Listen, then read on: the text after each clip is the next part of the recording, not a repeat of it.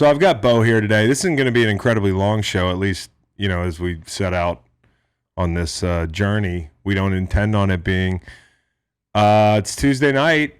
We're going to talk some football. We're going to do a little mailbag. We're going to cover a lot of ground in a little bit of time. That's what we intend on, Beau. First things first, I just got back from softball, Cowboy Reed. Is there anything you want to ask me, Reed? No, I'm good. Reed knows because I had this shit-eating grin on my face when I walked in the studio. And you still had your cleats on. Still have my cleats on. I'm walking down the street carrying a bunch of clothes. Click, clack. Yeah. No, they're the soft ones, man. I remember I had to go get the spikes, and then the spikes, people told me that was illegal. So then, Bad Back Backy ordered me some cleats. Here's the lead. I nearly deleted a puppy tonight over the left field fence, dude. Almost hit that bad boy. Hit my first dong, went yard. Congrats. I know some people said it couldn't be done. I said it couldn't be done. Good shit, man. It felt like a tremendous weight off my shoulders. You know what being in a slump feels like? I think subconsciously I was slumping because I really wanted to hit the ball over the fence, and now I have. So, Daddy needs a stogie. Good shit, man. Thank you. I appreciate it, Beau. Did the puppy in left field not air bud? Didn't catch it? Just kind of watch it go by? No, I didn't see the puppy, but when I got back to the dugout, because you don't run around the bases in softball, it's like a cardinal sin. They say don't do that. They say that's like showing up the other team. So I took my jog to first base. I came back to the bullpen or dugout, and they were like, "Dude, you almost killed a puppy." There was a girl out there with a dog, and they had to get out of the way of the line drive. That would have been good content, not to kill the puppy, but just fucking snags at like the big dog in Sandlot over the fence. I wasn't that kind of dog, Beau. I think the puppy would have got the blunt end of the base, the softball there. So yeah, so softball was good. I think I was 1 for 2.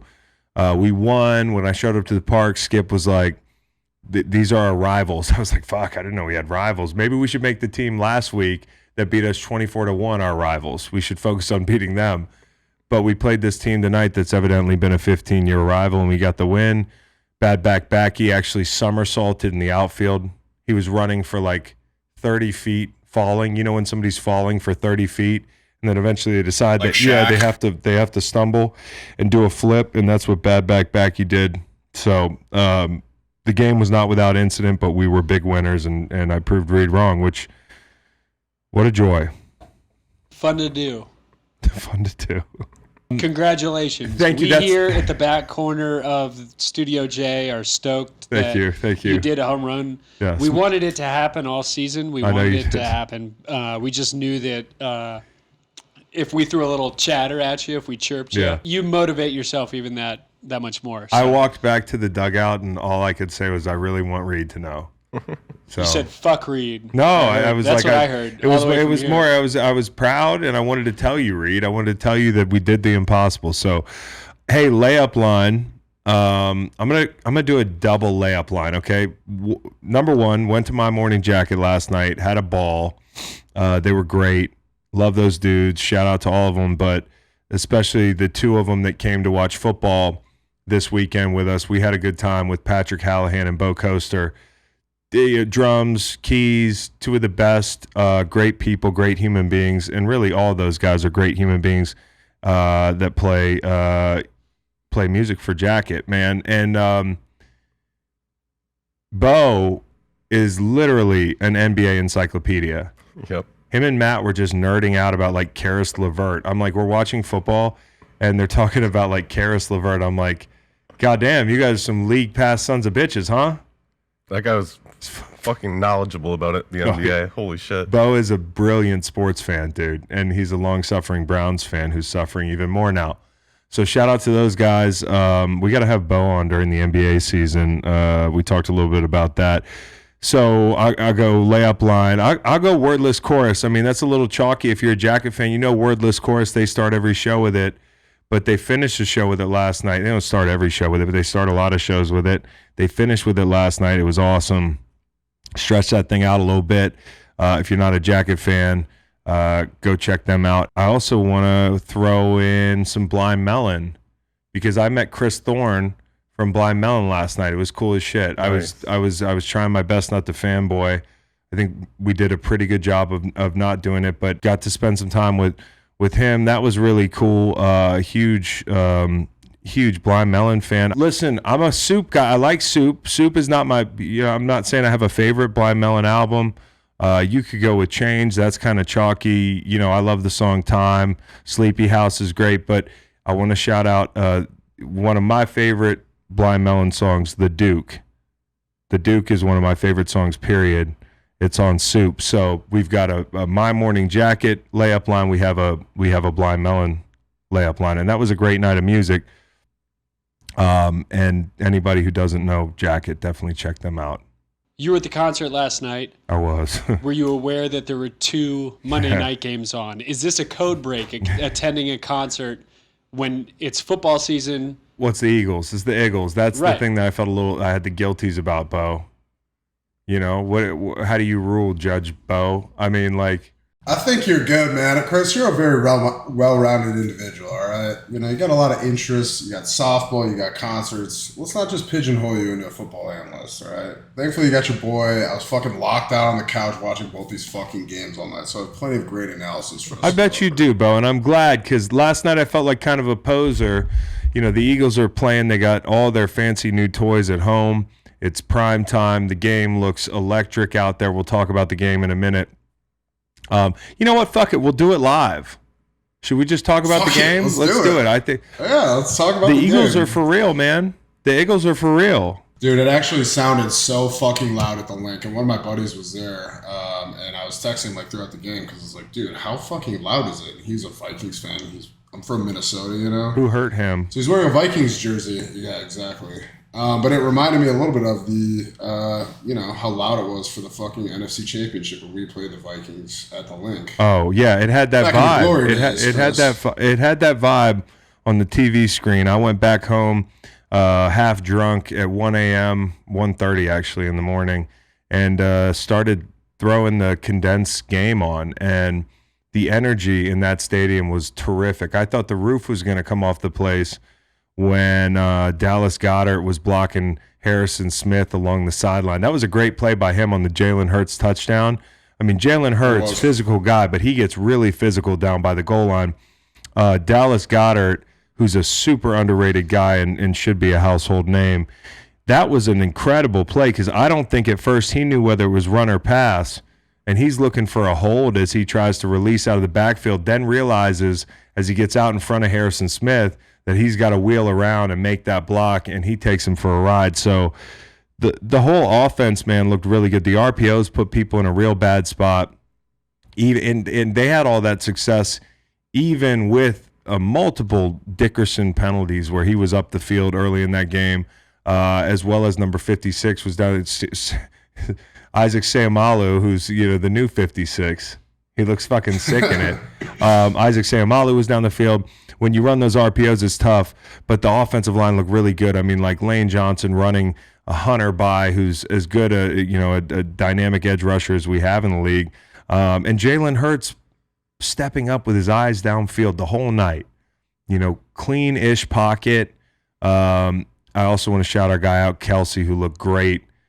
Sealing people. He had some great nice blocks. Man. He had a really good block on a draw play where he chipped the first line, then got up to the second level, which he does so well. But we talked a couple of weeks ago about, I guess it was last week, about Jalen Hurts' his ability to run the ball and how dangerous that is for defenses to defend, just from a numbers standpoint. And you see that, especially on the goal line. He ran, and he's a tough fucking runner, man. And I don't know if you probably didn't see this, but on the the game copy, they kept showing him squatting 500, 600 pounds and all that. And I'm a fucking meathead, so I love that. But he actually it translates really well onto the field for him, man. He is getting some yardage after contact as a quarterback, which I think is pretty badass. Well, nothing makes me feel older than seeing young dudes squatting 600 pounds. Dude, he had no belt, no wraps, not even squat shoes. I was sitting there God damn, because I'm a fucking hater, right? I'd be, if you give me the little, even the smallest amount of something to be no, that wasn't a clean rep. Shit looked pretty fucking. He was good, low man. enough. You got some nice depth, Chris. You would have been proud. But you were gonna say the offensive line. Well, actually, I was really intrigued by the Vikings defensive line and and how they'd fare against the Eagles offensive line, because I actually talked to Kelsey a little bit last week. I love fucking hitting up Kelsey about stuff, and he said that he thought it'd be a tough matchup, but I thought they did really fucking good. Like, Tomlinson is a pretty big boy, and watching him against, Landon Dickerson, like, that's fucking big on big, man. Those are probably like 330 plus pounders going against each other. And I thought Jalen Hurts had a pretty clean pocket all night. I don't think they had any real. I mean, Hunter got significant pressure. Hunter sacked him, but right. Mailata was running him by. I mean, he was clean.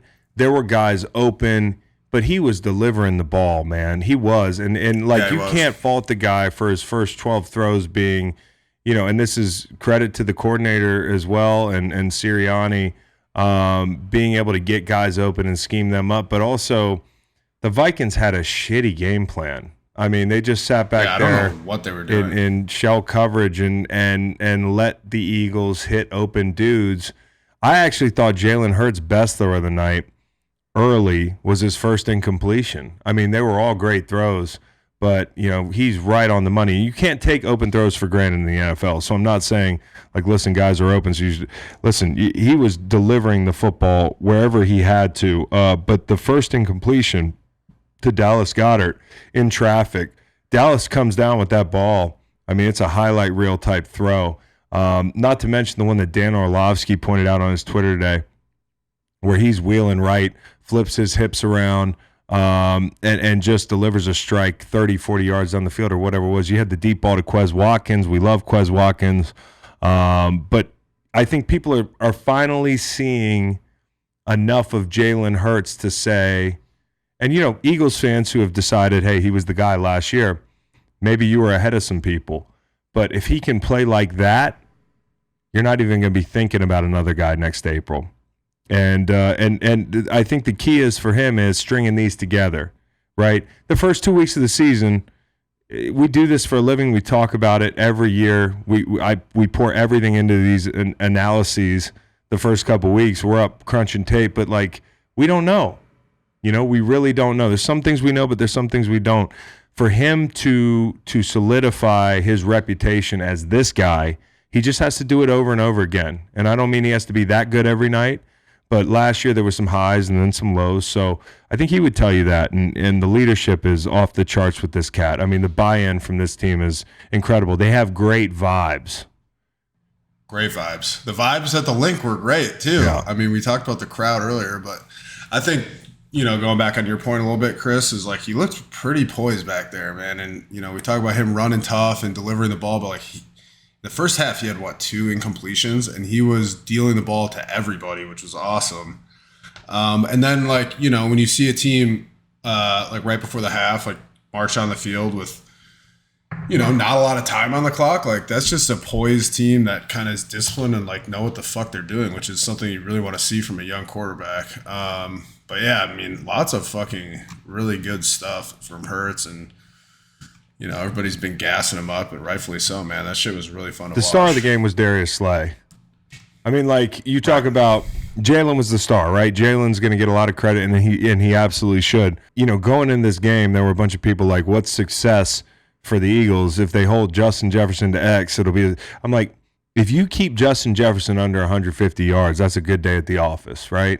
And Darius Slay didn't just do that. He had him off his game. Justin Jefferson was making mistakes he doesn't usually make, including in the end zone on that pick, not stepping in front of that ball. But, Kirk Cousins almost gave Slay 2 more in the second half, and Maddox had one. Yeah.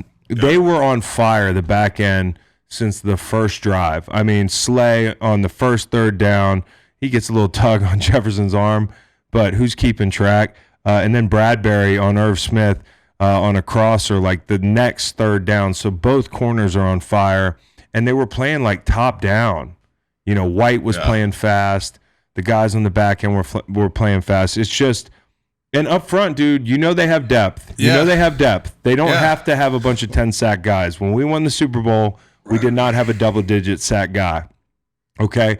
You've got Fletch inside. You've got Hargraves inside, who kind of set up Hargraves had a really nice. Hargrave had a really nice run. Yeah, pick. That pick. They didn't mention it. Yeah, he had a great move. They didn't mention it. No, they didn't. That kind of pissed me off. Yeah, but they don't mention everything. So we have to give him a shout out, which we do. Yeah. So But no, he had a really nice rush on that Slay pick that you were talking about earlier, Chris. And I think Fletch had a sack on a TE game, a forced fumble too, which was really nice to see. I think Sweaty J had one. I think he had like a TFL and a screen pass and a sack to kind of close out the game, which is just a fucking great feeling. But the front seven played really well. I always give this dude a shout out, TJ Edwards. I love him as a player. He had a fuck ton. I think he had double-digit tackles, a couple pressures, TFL. Like, he's a fucking good player. But yeah, I mean, the defense played really good, man. Thielen didn't do anything. And then, like you said, man, like J-Jeff did not look like himself at all. So I thought they had a really good game plan, man. They really played well and had a lot of juice. It was fun to watch. Juice is the word, man. And listen, you look at Hassan Reddick and you say, hey, you want him to get home. I was on a Philly radio station earlier with John Clark, and John was like, what does Hassan Reddick need to do to get going? When you're a new, highly touted edge rusher who just got the bag somewhere, you want to get out there and put your best foot forward. You want to play with house money early in the season. And by that, I mean you want to sack, right? Like in the first 2 games. So he doesn't have one yet, I don't think. And I know, like, you can be in that situation feeling like a baseball player in a slump. Before I almost deleted that puppy today. That's how I was feeling. I was feeling like Hassan Reddick. And, Hassan was active last night. He got it right in, and he was getting after, I think Darisaw, the left tackle. Is that him from Minnesota? He had some really nice rushes. He won in a few ways. He blew up a screen pass. So there's going to be things that aren't going to show up on the stat sheet, especially with a crowded defensive line room where, sometimes you think you're on a D line with a bunch of bodies and you're going to just be the beneficiary of a bunch of stuff, but you also might, because of game plan and the ball coming out quicker because they got all y'all, or because a guy beat you to the quarterback, you might not be the beneficiary of a bunch of stuff. You might just have to keep your head down and keep rushing and trust the people that were watching tape know that you're winning. And so that's a tough deal, but I will say this, it helps take the pressure off him that I think Josh Sweat continues to look like their best edge guy. I mean, when we saw this coming from the beginning, that guy's he's a demon off the edge, man. And he's a silly motherfucker too. Like he would be giggling right now. So I feel weird talking about him in such a serious manner, but he's a problem. And if it weren't for that injury, he wouldn't have slid where he slid in the draft. Bo, what do you think of that kid, Tui Pelotu? I think he's a good player, man. I was watching him a lot. I think he's a very underrated guy. I thought he had a pretty good game, so I'm going to continue to check him out. He's an intriguing player to me. It's kind of like what Chris said. There's a lot of guys that get a lot of love, and rightfully so. And then, if your role players that play really well consistently, especially, first and second down, that can be a big role to let your boys eat on third down. One hand washes the other. He played well, man. Exactly, brother. They both wash the face.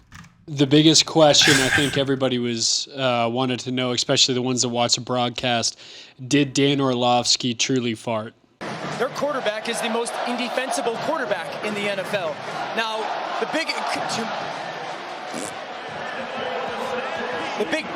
big change is the commitment to running the football. So I didn't obviously hear this in real time, and I was aghast when I realized that this was picking up traction. What a nightmare. There's nothing worse than the possibility of a wrongfully accused fart. It drives me crazy. And, as an aside, when something stinks in the room and you point it out and people are like, he who smelt it dealt it.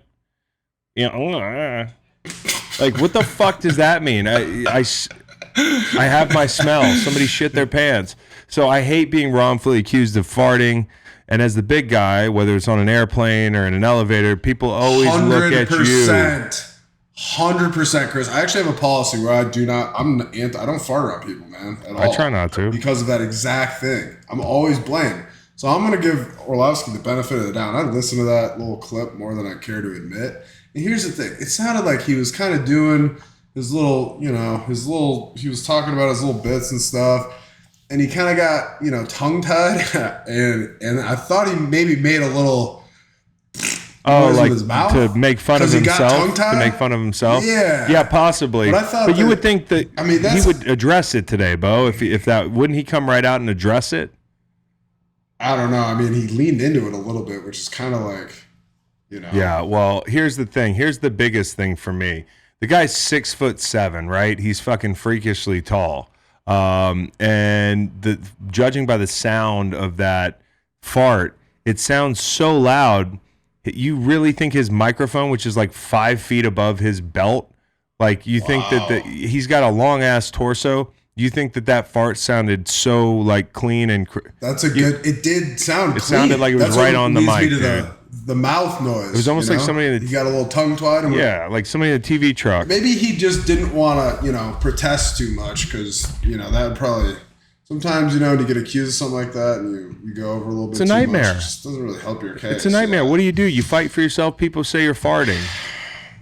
Thoughts and prayers, man. We got to put him on the fucking IR or something. Yeah, that was tough. It didn't even sound like a natural fart, dude. It sounded like a whoopee cushion. No, it sounded too. It was too. Yeah, we're tackling the important questions early here. Exactly. Hitting the important. And let me say this: Monday Night Football overlapping sucks. Don't do that. Yeah, it fucking not with sucks. any regularity, Yeah, please. Like, and it was two good games too. I mean, well, actually, not fucking like close games, but like fun games to watch. I guess is more what I meant. The reason we watch Monday Night Football so intently is because everybody is watching the same thing. That's the power of Monday Night Football. The game could be terrible, but it's a shared experience. And when you siphon people off into two groups, it's like the government. They're trying to divide us. Yeah. And it's the same thing with Monday Night Football. We're stronger together watching fucking Jags Colts on a Monday night or something. You know what I mean? Like, or you could just go to a concert. well, easy. It's too soon. But here's another thing. Bo.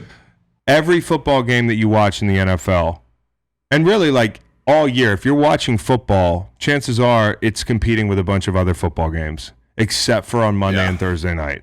Like, you're in the playoffs, whether it's wild card round, divisional, until you get to the Super Bowl, like, or championship weekend, I believe. Like, you have to choose between games. Don't make us choose. You talked about interesting Monday night games.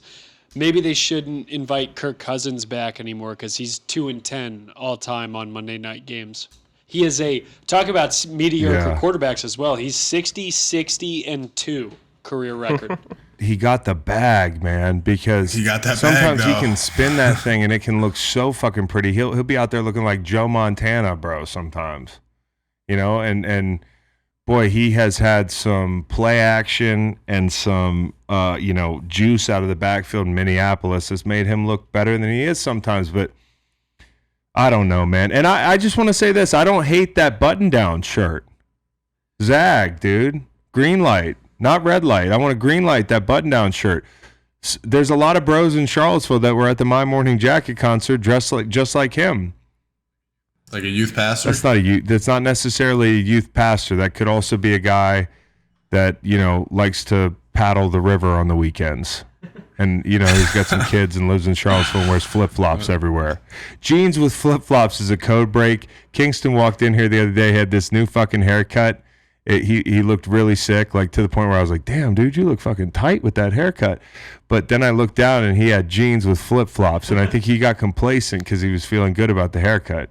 And then you commented on it right before we met the guys from My Morning Jacket, so I felt super awkward. Oh, God, I'm so sorry.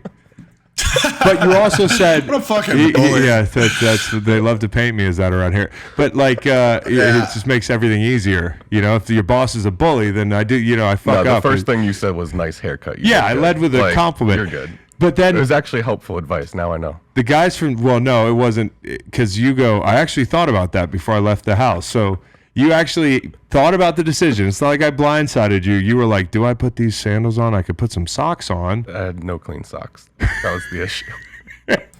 I think if you go like jeans and sandals, you got to really roll those puppies up, man. Go like mid calf. Lean into it even more. See, I like socks with slides. Some people think that's a code break. I'll do that all day. That's a locker room move. I respect that, Chris. Talking about slides, the Titans slid right down the power rankings, right? Yeah, that Bills-Titans game, no, 41-7. I heard about it. Yeah. Yeah, I was twisted in the crowd at Jacket, and I looked out at my phone and said, "Holy shit!" And I showed my friends, and they were like, "Yeah, I mean, wow." I caught the first half of that game, man. I mean, it wasn't that fun to watch after a while, frankly. But you know, it's the Bills are fucking good, man, and it's not like they. This is a pretty hot take. Yeah, hold on a second. Right, let me call the fire department on you. Yeah, exactly. It's fucking spicy, and I'm willing to die on that hill. You know, the Bills are pretty good. But goddamn, I don't even remember what the fuck I was saying about that because shit got out of hand so quickly. Oh yeah, they've beaten what have been good teams with the Titans and the Rams. I'm not so sure that the Titans are a good team this year. I'm not as sure as I've been in years past. Like it doesn't seem like Derrick Henry's just giving them the pass. Like when D. Henry's carrying that team, it's just getting to be scary hours for this window for them. Like this window has been open. I talk a lot about windows, but it's a very real thing. Their window has been wide open for a couple years now, and the quarterback play at times has been what's held them back. Like last year, if Ryan plays better, they probably beat the team that was representing the AFC in the Super Bowl. I mean, they had that opportunity, and they've had opportunities in years past, and they just haven't had the firepower. And now it feels like it's scary hours for the Tennessee Titans. Yeah, we talk about, like, we've talked in the past about, like, when you're in for a fucking miserable week of practice. These guys, the Titans, short week, like, if they've got the Raiders are coming up, they are going to have a tough week of practice. You know what I mean? Because they got their ass whooped. Somebody's got to call the NFLPA this week because there's definitely going to be some violations out there. I mean, they're going to be exactly. It's going to be like the longest yard out there. Flight home on Monday night. They probably didn't get in until like fucking 4 a.m. in Nashville, after getting their asses whooped, and then just at the facility the next day at 11 watching that tape. Like, that's the worst plane ride right there. I mean, I'd like to redact whoever. That's got to be. Because that is awful. I mean, it's not the worst plane ride in the world from a distance standpoint, but you're right. There's no like see you Wednesday. It's see you like later this morning. Go home, get a nap. See you at 9 a.m. See you at 9 a.m. Yeah. And I used to play for the Patriots, and now I'm going to jam my foot up your ass for 4.5 days. Exactly. That's what it's going to be this week. Because one time I was on Bussin' with the Boys, and I was like, Vrabel, man, really cool, right? And Will Compton was like, yeah. He's also really kind of a fucking hard ass. And I was like, damn. So he's about that life, and I think it's going to get real this week.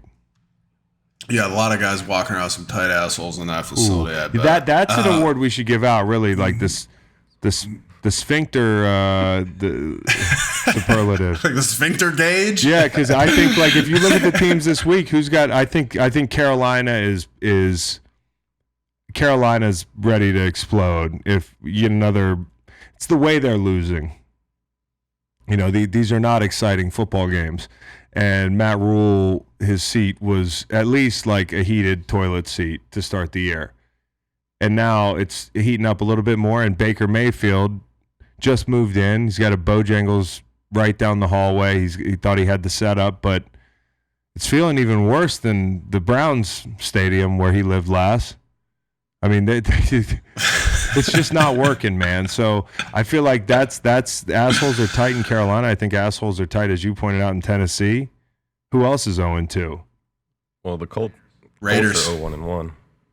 Colts are not. The assholes aren't tight in the Colts building. I think because Frank Reich is a good man, and shit won't run downhill where he just starts pointing the fingers and blames everybody. I'm not saying Matt Rule and Mike Vrabel aren't, but I think Frank, I think more everybody's sad in Indy, like the sadness factor. Yeah, we might need to check in on them next week after they play the Chiefs this weekend, man. That might be it's a tough scene. That might be scene there. That's a tough one. I mean, I also think it's just disappointing as hell for them because expectations were a little higher than 0-1-1 for the Colts, but the Raiders are 0-2 also, right? So the Titans and the Raiders this weekend is going to be an interesting. Don't laugh on the bus on any of those teams. Don't smile on the bus. No. Don't do anything on the bus. Just stare. Just walk around the facility. Straight ahead. Bite your fucking Oh my jaw. God, dude, the way dudes come in on a Monday after a loss, like just mean mugging the lobby. Like the receptionist. Like you're walking by the receptionist, you gotta act hard. Bengals are 0-2 also. Oh yeah. Bengals too, yeah. But I think people believe they know they're good. That's part of it. Like when you know you're good early in the season and you're 0-2, everybody's pissed off. But when you're on a team like Carolina, you're like, damn, this is who we are, huh?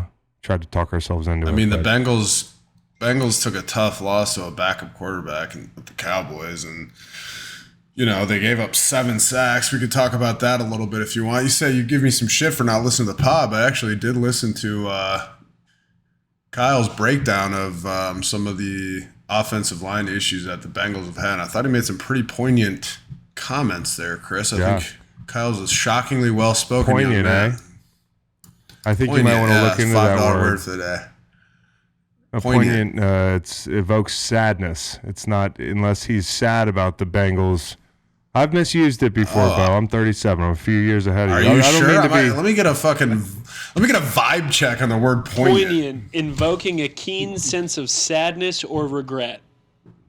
Did Kyle regret something? Poignant is did they I thought bury he maybe somebody? might have regretted the play of the offensive line from the Bengals, man. 7 sacks. It does feel like the word poignant should be able to be used like in a, hey, he was right on target, because I used to do that too, Bo. I thought he made some very pointed comments about the Eagles. Yeah. How about that? With some prudent tips in there if the Bengals are listening to the podcast. Jeez. Okay, so tell me what you saw in short. I think it's a mass problem. It's not an individual problem. There's kind of a lot of shit going on, man. They just look incredibly unsettled. They have a bunch of new guys at the, on that offensive line unit that wasn't really that great last year. And a couple familiar faces that I think you've likely played against as well, like Lyle Collins at right tackle, who's a really good player for the Cowboys. Motherfucker, dude. Yeah. I think my neck still hurts from his punch. It's like, I told you before, I've said this in the pod, like I used to try to joke with him. He just doesn't like joking. The last game we played, he came up and was like, hey, man, much respect. But I was like, I want to see you at a nightclub and be on your bad side. Yeah. And then Alex Kappa, they signed in free agency. He got a pretty good deal, and I played with him down here in Tampa Bay. Ted Karras, who I think was he in New England when you were there, but he was in New England for a couple years. But he's in Miami, like he's a hardworking guy, but he was never like a highly talented guy. So like if you're building an O-line out of 5 of those guys, and I'm not claiming that's what they're doing, but who's the biggest freak show on that O-line? Jonah Williams, the left tackle, and that's usually where it is. Yeah. But they're not an overly talented group, No, but they should certainly be playing better than they are right now. And to Kyle's point that he made, I think it was on your Monday show, like you just talked a little bit how close they are. And it's like, yeah, but I mean, he also fucking gave up 7 sacks. And, we have talked a lot about how Micah Parsons from the Cowboys is an unbelievable rusher. So I think he had 2 that game. But other than that, I mean, Joe Burrow just looks a little bit unsettled in the pocket. Like he's kind of scrambling around a little bit too much. There's some breakdowns with fucking tight ends and running back and protection too that I was looking at. There's just kind of a lot of shit going on. And it seems a little bit like a game plan thing in a sense of like, if you're the Bengals, you should understand that, you have a young fucking quarterback who's a little jittery in the pocket.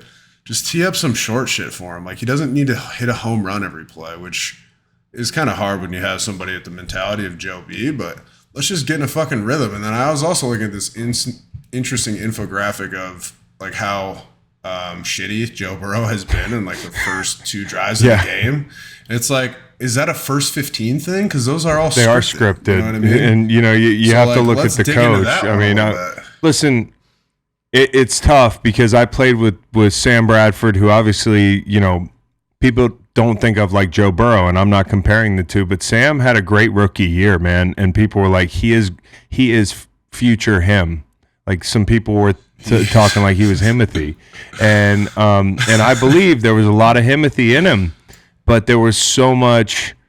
It was an onslaught every week. I mean, he was getting hit, and he was far less mobile than Joe. And he had the ACL in college. He had 2 ACLs in the NFL, and there was just never a moment to breathe and learn and rep things in a controlled environment, or at least relatively controlled.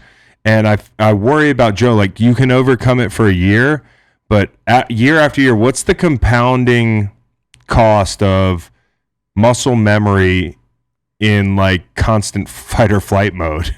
Like, there's never just cortisol through the he's roof. he needs to get his blood work done, dude. Because he's out there with he needs to I don't know if he needs some GABA, but like he needs something. Take some ZMA. I got something for him, but he might need it for Joe pain Burrow too, care package, because man. like Joe Burrow, cannabis for pain. He could make $1 billion off the fucking field if they just let us get the bag on. But Joe Burrow, if I could just kind of fucking nail my point home from earlier, is like, it is an O-line issue a little bit. It's also a team issue. I think it's a quarterback issue. It's an offensive issue. I think if they can just get a fucking win and relax a little bit and play well, everything exactly. I think it'll really square itself away. And they're coming up. They're playing the Jets next week, so I mean, there's some pretty good rushers on the Jets too. I mean, yeah. Hey, hold on. I mean, I'm just saying, like, if they play well and get a win, I think a lot of these. It's just so ironic that you're in a desert, you're looking for a drop of water, and you're Joe Burrow, and you're like, oh, finally a quote unquote bad team, the team that beat us last November. And like, I'm looking at that game this week, and I'm really interested to see how they respond against the team that just beat them, and they're 4.5 point favorites. So, like, a lot of people are going to bet the Bengals. I don't know, man. I don't know yet. Let me look at some more tape. Okay. Any chance there could be a controversy up there in New York if they keep winning? If they're like 3-1? If Joe Flacco, yeah. I mean, I don't know, man. The way he was slinging the ball around the yard the other day, he must have seen the mannequin with the boner on the bus ride in. Like, these people have to. We got to stop this shit, dude. Like, this is out of control. So yeah. I hope it doesn't become muscle memory. That this is not how you want to learn football. So. I was going to say earlier, do you think the Bears fans' sphincters are tight because of what Justin Fields said in the post-game press conference? I think Bears fans are having trouble holding it in, sphincters being tight. They're used to this. They got the Marilyn Monroe syndrome down there in Chicago as sports fans. They just can't control it. I saw a guy the other day. He was crying. He had if you've seen this video, Google Bears fan crying, Bo. The poor guy. I'm looking it up. I'm going to cape for him. I'm gonna give him an out because the guy was wearing a Letterman's jacket, a jersey, an undershirt, and a beanie, and a sweatband indoors watching the game. His girl comes in, she's recording him, and he's crying. He's not crying. His eyes are sweating. The guy's fucking hot as shit. He's inside. Just go. I'm not crying. He's like, and then the girl, she's like, why do you always act like this? Yada, yada, yada. Because she doesn't understand. She's not a Bears fan. And he's like, I've been with this team for 22 years. I've been with you 1 month. Whatever it was. Well, love that. I'm like, just dig yourself deeper hole, man. Good stuff. I think he Double needs to down. move Get the on. fucking girl pissed. I gotta find this fucking video. It's a great man. video. The poor guy. He might have been the only fan Justin Fields would have let into the locker room. After the game, Justin Fields said, I mean, it hurts more in the locker room than the Bears fans because at the end of the day, they're not putting in any work. Well, I want to hear what the question. I kind of love that. He's heard one too many. You owe us in his career, and I also want to hear what the question was. Like what he was responding to, because he may have been like, "What do you say to the Bears fans who you've let down?" Which is a stupid question. Question was, Fields was asked if losing against the Packers stings more because of the rivalry and how much Bears fans want to win the game. Oh, that's a stupid question. I mean, like, okay, do you want the guy could lie and say, yeah, that's why I care. He just got here, okay? I think you can feel the tradition when you walk in the door, but at the end of the day, It's about the players on the field and the guys that he's not lying, dude. I think the way I would put it is fans care more in the moment. Like fans are more apt to break down and cry, right? To elicit a big emotional response. Guys care a lot, right? It's not all jersey swaps, okay? We put a ton of work in when the fans are doing whatever they're doing in their life, like all week. Like we're working while you're going about your job or hanging out with your family, or we're away from our families doing this. And like, so I understand him wanting to be like, hey, pump the brakes. I know I've heard it since I've been here. It's the fans care more in Chicago than anywhere in the world. We got it. Like it's the football fans, you owe them this, that, and the third. I love the fact that he just said that because it's true. And anybody who's really upset about that, it's his life, dude. It's your Sunday. And I know for some people you say, no, the Bears are my life. But if this guy fails, the rest of his life he walks into a room and he's like, oh, that's Justin Fields, Bears flame out. You go on with your life. So I totally understand where he's coming from, and I know like as a quotable, it's like fuck, man, maybe don't say that, but I have no issue with it. I love it. I think as a player, you get, especially in the social media era, you get so fucking sick and tired of hearing about fans, exactly what you said, Chris, who think that they care more about a loss or they're somehow investing themselves more into the game than you are as a player. And it's a pretty absurd sentiment and you go back and you see your phone and you, as much as you don't want to, you open shit up on social media and you check your mentions, and it's hard to not get fucking hot about that. And I think that was probably an emotional reaction that he wishes he could take back. But as players, Chris, I think we both have fucking been there and been like, yeah, that's the truth. He didn't take on what Joe Blow from fucking Chicago didn't take on one fucking double team. Oh, and Joe Blow from Chicago is not opening his phone to a million like fuck you dies or whatever this cat's getting. And I can imagine it's a lot of pent up aggression he's feeling. That's a city and it's a great football city and fans are awesome. And I always say this, Eagles fans made my time in Philly. These two things can be true at once. But at the end of the day, when I leave the field, I got to live with it. That's my life. And so, yeah. Players care more than the fans. The fans have the luxury sometimes to care more outwardly or break a TV. But is that caring? Like that's just being frustrated and drunk and maybe you lost some money on the game or whatever. Me, I got to wake up tomorrow and get ready for the Patriots or the fucking Jets or the Bills. Like I don't have time to sulk. So my question to y'all is, and Cowboy, you can weigh in here, but what are the games we're most excited about seeing this weekend? The ones we're circling, obviously Bills Dolphins is number one. I believe it's number one. I think that's going to be just such a heavy hitter, fun game where a lot of narratives are going to be drawn from. I think there's some ugly football that might be played in the Steelers-Browns game. You'll have some tough matchups there. The Bengals might have a bounce-back game against the Jets. It depends on which Jets team shows up, week 1 or week 2. Week 1, Flacco, final 2 minutes. Or week 2, Flacco. Week 2, final 2 minutes, Jets. Right. I mean, those guys are out of control. If they can harness that power. And how about this NFC North matchup, Vikings-Lions? Are the Lions for real? Can they continue to throw up 30-plus points in each game? Are the Vikings, which team is it for the Vikings, week 1 or week 2? Look for the Lions to gash these guys off tackle. I mean, big plays. They've been towards the top when it comes to big explosive runs, and they've done it 2 weeks in a row. And the Vikings, not so much on the other side of it. Jared Goff, this guy, Bo and I were talking about it earlier. Go look at his numbers since December. I'm not saying that you should take this sample size and run with it. But it is ironic how like some quarterbacks can have like a good game or two and we're ready to cement the narrative. But a guy who's actually played the Rams into the Super Bowl and had some high highs. I mean, I watched the Vikings and the Rams play at one point. I forget what year that was, but I watched the Rams and the Chiefs score 50 apiece. It was like 54-51. That can't all be Sean McVay. I mean, could it all be Sean McVay? So my point is, Jared Goff deserves an opportunity to be evaluated in this scenario and not just written off. And I've been guilty of just writing this off as a bridge kind of situation. He's got a chance this week to say like, "Fuck, I'm back to at least a little bit closer to what I was in LA before shit got hairy for me." Yeah, I mean, and he played really well against the Commanders last week, and so you kind of got to give him credit for that.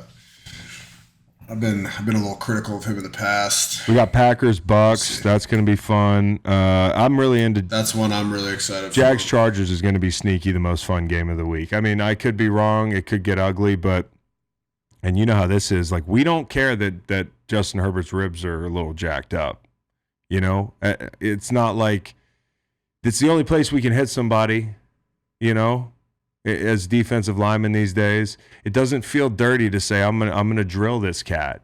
And you got to bring everything you got. He's my size if I'm an edge rusher, and I'm probably in awe of his gutsy performance. But if I'm Trayvon Walker or Josh Allen, who had a really good game last week, coming off a week where we hold Taylor to whatever it was. I mean, it wasn't much. He got on the ground. I'm thinking, let's impose our will on this group. Now they're going to have some challenges, namely protecting Trevor Lawrence. But I've said again and again this week, been on interviews, did it on this pod, like he looked a lot better week 2, and I'm excited to see this game. And that could be a good, a low-key quarterback tool. If Trevor Lawrence really can show that he's as good as he's played in the first 2 weeks, build off his week 2 performance, he could that could be a good quarterback game. Do you think what's more likely, the Colts to get their first win against the Chiefs, or the Giants to take their first loss against the Cowboys? Oh, I think definitely Cowboys. Giants take their first loss against the Cowboys. Those games are muddied up anyways. And honestly, I'm looking at you, Giants. All right, you're at full strength. The Cowboys aren't. You got them coming to New York, right? And that's a big win for the Cowboys. So the classic, hey, letdown game, even though it's in division, you can tell me it's a rivalry all you want, but this could get a little sleepy, and the Giants could make this interesting. I don't know what the line is, but Giants favored by 2. wow. Interesting. I didn't expect that. Well, everybody's going to be betting. I don't know if everybody's going to be betting the Cowboys. I just feel like it's such a Peter public team anyways, right? And then the big national stage win last week and an uninspiring win over the Panthers for the Giants. So that'll be interesting to see where the money is there. And Commies, Eagles, man, we didn't even talk about this, the Carson Wentz Bowl. Oh, that's right. I mean, this is something I want to ask you about, Chris. How do you think Carson's going to get treated in Philly when he goes back to the I think league? he's going to be booed. I saw, Russell Wilson get booed last week, and I wasn't moved to any emotion. So Carson getting booed is not going to move me to any emotion, even though I like the guy. Well, Jalen Reagor got booed too during the Monday night game. I'm not sure if you caught that, but he got booed hard. He was back for a punt. He was asking for some more from the fans, and then got like a. You know what's fucked up? You know what's kind of fucked up? They should, and Howie's my friend, but they should turn up to the press box and boo him and Jeffrey. I think fans are funny about this shit. Like Jalen Reagor was doing his very best. You think he didn't want to be good? Right. Y'all picked him too early, and so I mean, I feel for that kid, but you're gonna fault a guy for being a first round pick, like it's I don't know, man, but I think they're gonna boo Carson, and we're gonna find out a lot about. I cannot wait to see this game, dude. This is juicy. Raiders Titans is the desperation bowl. Yeah, I actually am low-key very, very intrigued by this game too. I mean, that's definitely one I'm going to tune in for. And there's nothing more violent than a bunch of desperate guys playing football. That's the Sphincter Bowl, man. The Sphincter Bowl. That's the Sphincter Bowl this weekend. There we go. That's what it is. It's the Sphincter Bowl. We worked it out in real time. That's going to be a weekly thing. I got to give you my Drip King. My Drip King, Ryan Fitzpatrick. On the Amazon set, I mean, good Lord, man. He's always gonna be Fitz, man. It's a fucking complete legend. It was fun to watch him too. I thought he had some really good commentary. I mean, this shirt is electric, man. It's electric. He's at a luau somewhere. He looks happy in every picture. Probably just came from one of his kids' birthday parties. Just rolled up to the set. Do you have a drip king this week? Do you have any superlatives to hand out, Bo? No, I mean it's one or the other, man. It's either beefcake of the week or drip king. And I think Fitz kind of takes the cake with that. I do have one I want to talk about, which is man dog of the week. Just real quick. Last week we gave that to Cam Hayward, who balled out against the Bengals.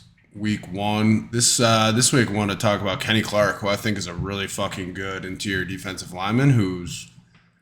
I know he's very highly thought of. Wildly underrated. I think he's wildly underrated. Yes, and he threw a fucking hump move that tossed the center for the Bears, and he had a great rush, like a rip to hump counter. Yeah. I know it's a podcast, so you can't see that, but the hump move is one of my favorite. It's a great moves, move. personally, Chris. It's a great move. You know that Reggie White, but Howie exactly Long. Reggie White. That's Yep. So would love to. I mean, man dog of the week is Kenny Clark. Would love to get him on the pod. Yeah, at some we got to point, get Kenny on the pod. Really, really interested to see how he plays too against the Bucks. We talked about it a little bit earlier, but Green Bay and Tampa will be a great game to No watch question. this No week. question. So yeah, Kenny Clark, man dog of the week. Let's go to let's do some mail and get out of here. And Bo, we've got one. You've already responded to it, but I'd like you to expand on this establishment and what it means to you. The question was from @ZachSteven. Ask Bo what his Culver's order is. Oh yeah, Culver's. I'm a big Culver's guy. Better brand of beef makes Butterburger better. Grew up in Minnesota and went to college at University of Wisconsin. There's a lot of Culver's on 94 on Never that had route. Culver's. Well, you need to fucking correct that, Chris. Let me Uber Eats you some right now. But yeah, I'm gonna get double Butterburger with cheese and then 6 tenders with some honey mustard. Call it a day. The fries at Culver's low-key aren't great, but I'll still eat them, because you kind of have to. But yeah, that's my order. And if I'm feeling really good about myself, then I'll get some sort of fucking custard as well. Custard. Typically, I was about to say, you can't get a Culver's without getting their custard. Yeah, but this is a weird move. Maybe I'm just getting a straight vanilla milkshake. I'm on that boat. Or else vanilla. That's what I get when I vanilla with sprinkles in a dish. Because you're usually driving, so it's like you don't want a cone because that's not gonna work. Oh, I had a McFlurry this weekend. It was heavenly. Oreo, of course. Yeah, we're talking about Culver's, well, Chris. Why don't we get Culver's? Let's get Culver's to sponsor this pod. Fuck yeah. Well, they'd have to put one here. I'll reach out. Chris, this one's for you. @TALTER asks, is it possible you're better at fantasy when you don't draft? Standings would suggest. Tommy Alter.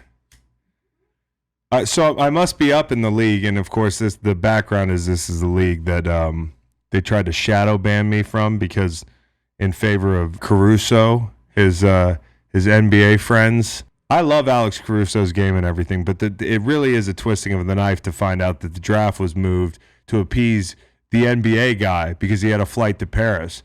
The background here is the league texted me a time and then, sneaky emailed me a time change on the draft, and my draft was auto-drafted. And so I'm 2-0 in the league, and what Tommy's implying is that I'm not a good drafter because I'm too... How the fuck does that make sense? I don't expect you to... Tommy, I don't expect you to make sense. I just don't. A guy who texts somebody the time of the draft and then emails them the time change. You want to send me a fucking Raven, Tommy? You want to send a Telegraph, Pony Express? You fucking newsboy hat wearing Peaky Blinders without the knives and shit. You just look like a Peaky Blinders guy. Pop quiz, hot shot. Who won the Charlottesville Gentlemen's League last year? Chris Long, and he fucking drafted his team. So what now, Tommy? And I'm gonna win your league. And I'm going to take the money, and I don't know what I'm going to do with it, but I'm going to terrorize you somehow. I'm going to be like Liam Neeson. This one's from @PapaHots. Is a beer fresh out of the fridge better than a slightly warmer one, but it's on a lake or an ocean? Listen, man. He didn't say river. So I'm going to go with the fridge. But I'm a lake boy. Give me that lake Yeah, beer. you give me that river beer. Just float that thing right next to me. Lake Yeah. beer. Put that Miller Lite in a cold mountain stream. Just wedge it between two rocks when you're camping.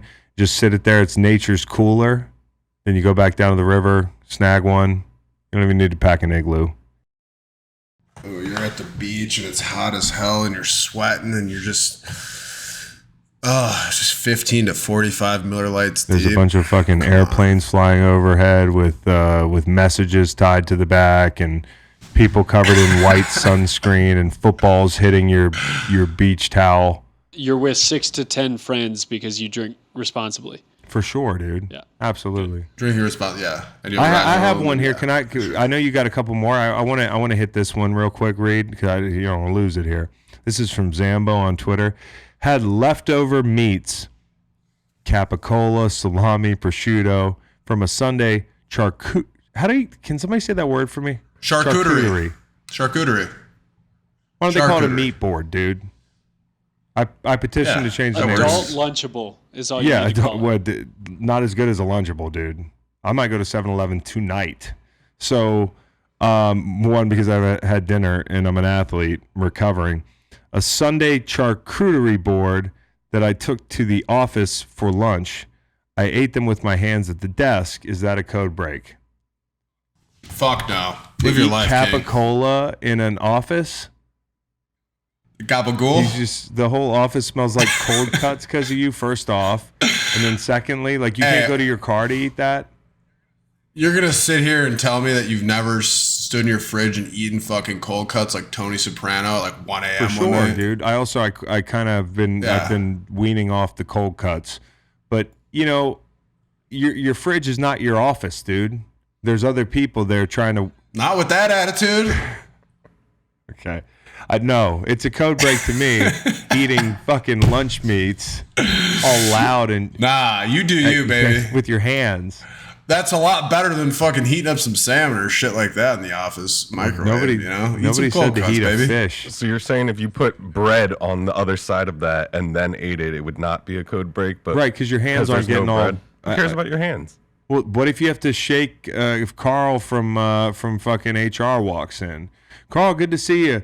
Oh, what's that on the guy's hands? It's just a Carl, Capicola good to see slide. you. It is a code break, dude. You're eating cold cuts around here? Oh, yeah. I need to enact an office rule, dude. Eat up. What's going to stop me from eating corned beef hash with my hands, huh? What's next? Where do we draw the line? Let me do this thing. Where do we draw the line? Huh, Bo? Oh, fuck it. Let's do a corned beef hash pod.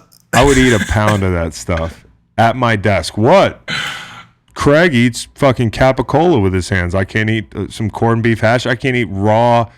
I can't eat ground elk. Like what? Cube steak. What if I redneck this experience up? Taco meat, just taco meat with your hands. Dude, it's a code break. All right, this guy Autumn Cheese said, I hate Dan Snyder and the Washington football team, but have been a fan all my life. My wife is from Philly and wants me to be an Eagles fan. I hate rooting for a horrible franchise, but I can't abandon ship and get in bed with the enemy.